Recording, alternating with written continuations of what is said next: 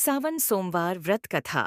सावन सोमवार की यह व्रत कथा जरूर पढ़ें, पूरी होगी मनचाही मुराद। अगर आपकी कोई मन्नत पूरी न हो रही हो या फिर तमाम प्रयासों के बावजूद आपको करियर में सफलता न मिल रही हो या व्यक्तिगत जीवन में परेशानी चल रही हो, मसलन कोई भी दिक्कत हो, तो परेशान होने के बजाय अब की सावन सोमवार का व्रत करके यहाँ बताई गई व्रत कथा का पाठ करें।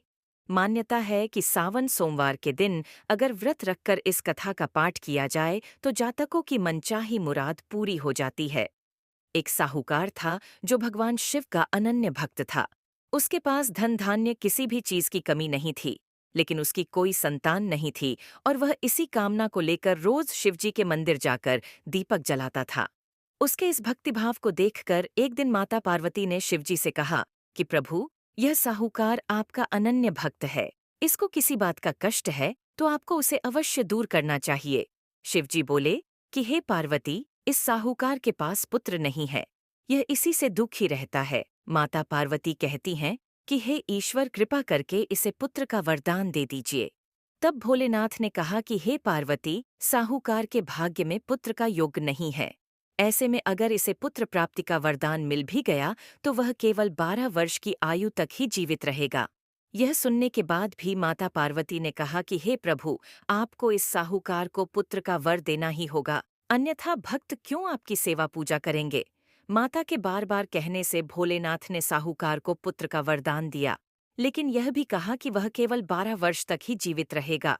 साहूकार यह सारी बातें सुन रहा था, इसलिए उसे न तो खुशी हुई और न ही दुख। वह पहले की ही तरह भोलेनाथ की पूजा अर्चना करता रहा। उधर सेठानी गर्भवती हुई और 9वें महीने उसे सुंदर से बालक की प्राप्ति हुई। परिवार में खूब हर्षोल्लास मनाया गया, लेकिन साहूकार पहले ही की तरह रहा और उसने बालक की 12 वर्ष की आयु का जिक्र किसी से भी नहीं किया। जब बालक 11 वर्ष की आयु हो गई तो एक दिन साहूकार की सेठानी ने बालक के विवाह के लिए कहा। तो साहूकार ने कहा कि वह अभी बालक को पढ़ने के लिए काशी जी भेजेगा। इसके बाद उसने बालक के मामा जी को बुलाया और कहा कि इसे काशी पढ़ने के लिए ले जाओ और रास्ते में जिस भी स्थान पर रुकना वहां यज्ञ करते और ब्राह्मणों को भोजन कराते हुए आगे बढ़ना। उन्होंने भी इसी तरह करते हुए जा रहे थे कि रास्ते में एक राजकुमारी का विवाह था।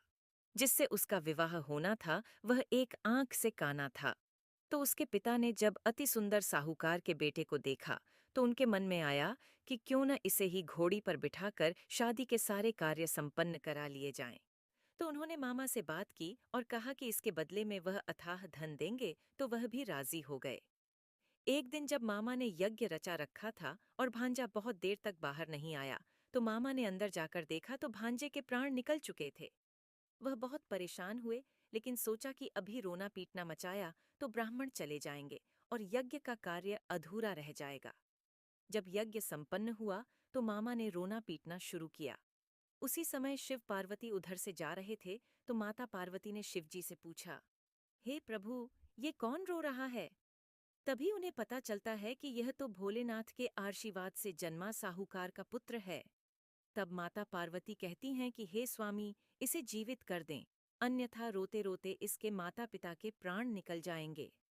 तब भोलेनाथ ने कहा कि हे पार्वती, इसकी आयु इतनी ही थी सो वह भोग चुका, लेकिन माँ के बार बार आग्रह करने पर भोलेनाथ ने उसे जीवित कर दिया। लड़का ओम नम शिवाय करते हुए जी उठा और मामा भांजे दोनों ने ईश्वर को धन्यवाद दिया और अपनी नगरी की ओर लौटे। रास्ते में वही नगर पड़ा और राजकुमारी ने उन्हें पहचान लिया। तब राजा ने राजकुमारी को साहूकार के बेटे के साथ बहुत सारे धन धान्य के साथ विदा किया। उधर साहूकार और उसकी पत्नी छत पर बैठे थे। उन्होंने यह प्रण कर रखा था कि यदि उनका पुत्र सकुशल न लौटा तो वह छत से कूदकर अपने प्राण त्याग देंगे। तभी लड़के के मामा ने आकर साहूकार के बेटे और बहू के आने का समाचार सुनाया, लेकिन वे नहीं माने। तो मामा ने शपथ पूर्वक कहा। तब तो दोनों को विश्वास हो गया और दोनों ने अपने बेटे बहू का स्वागत किया। उसी रात साहूकार को स्वप्न ने शिवजी ने दर्शन दिया और कहा कि तुम्हारे पूजन से मैं प्रसन्न हुआ। इसी प्रकार जो भी व्यक्ति इस कथा को पढ़ेगा या सुनेगा, उसके समस्त दुख दूर हो जाएंगे और मनोवांछित सभी कामनाओं की पूर्ति होगी।